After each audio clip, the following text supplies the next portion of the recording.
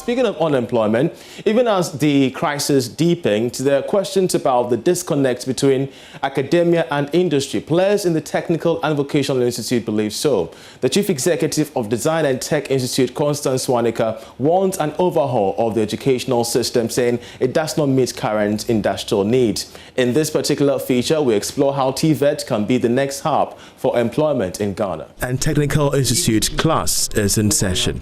I'm using HTML and C++ to create a web page. We started this last week. Last week we learned HTML, and this week we started with CSS. Nora Mohammed comes from a family of 8 that bears a history of failed entrepreneurs. She wants to break the cycle, this time around through the use of technical and vocational training. My sister is an entrepreneur and she's facing a lot of challenges, looking at the fact that we are moving into a technological world, and most of the things you have to do, especially in this era, is IT based. So I decided to come to DTI to learn more of IT, to equip myself more, and also fit well into the world of today. You know, you hear the finance minister say that graduates would have to now look at, being entrepreneurs because the public purse is full. How does this inform you as a lady moving into the tech space as an entrepreneur? And also at my youthful age, let's say something like software development in entrepreneurship, you can create something like your website where you can use to advertise your stuff, graphic designing where you can create flyers and other stuff for advertisement. TVET still remains a third choice for many students out there who find blue-collar jobs less rewarding as compared to white-collar jobs. These students are quite busy with their tools. It's a welding division, and I'm quite interested in hearing the story of Regina. She's in the second enclave fair. To get to hear her story about why she chose this male-dominated profession and the dreams that she has in achieving this particular, feat of becoming a female welder in her own right. Here in the welding department of DTI is a daring young woman who wants to create an empire of this male-dominated space. So for how long have you been training? It's been a month only, but then it's really impressive how quickly they teach us. Okay. Yes, and how they put all these skills into us. Imagine when we're done after a year, we'll be fully equipped for the working field. And we're also going to be placed at our various positions. So where would you want to practice the skill in? Where would you want to practice the skill? Outside Ghana. Outside Ghana? Yes, but then definitely within Ghana, because this is where it all starts. All right. And this is where it all is. I can open the arms.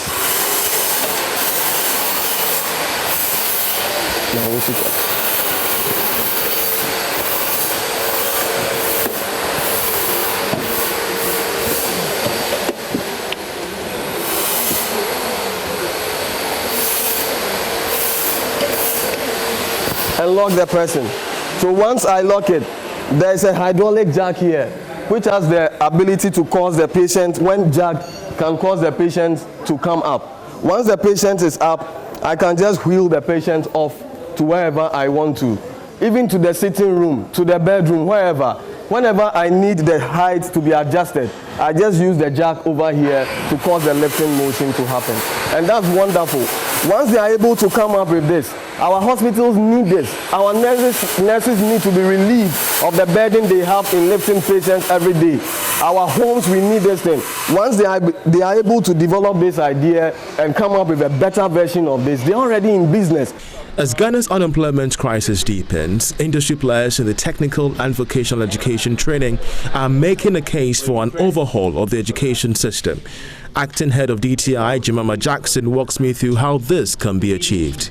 We actually go out into the community. So for instance, this year we visited places like Abobloshi, the timber market, tech shelter, etc. And then with the hope of the students actually identifying problems in the communities. And these children come from all over Ghana. so different regions, and they have specific problems in their communities. So they identify the problems and then they come up with solutions, and we help them to solve these problems in their communities. We are seeing impact solutions from this institute. Right. How does this also impress on the entire need for the next generation of entrepreneurs in Ghana? Okay, with that, what we're encouraging students is don't sit down and wait for somebody to give you a job, but rather look into yourself, look into the talents that you have, and develop the skills and get the right help and start something on your own. Statistics from the World Bank shows that 50% of Ghana's workforce are underemployed and 12% faced with youth unemployment.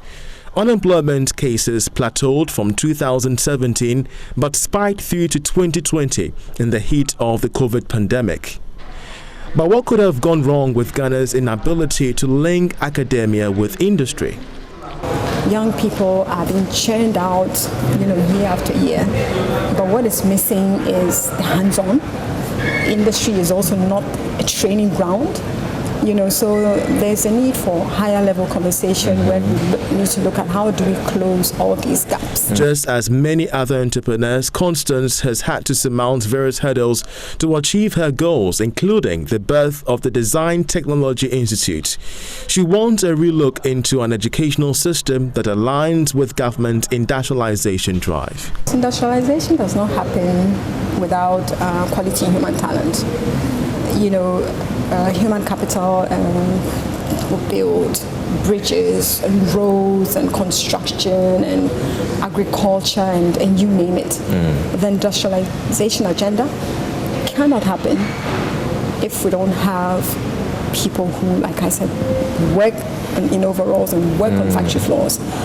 Take the example of Germany, take the example of China, India, you name it. All the industrialized countries had a solid TVET system.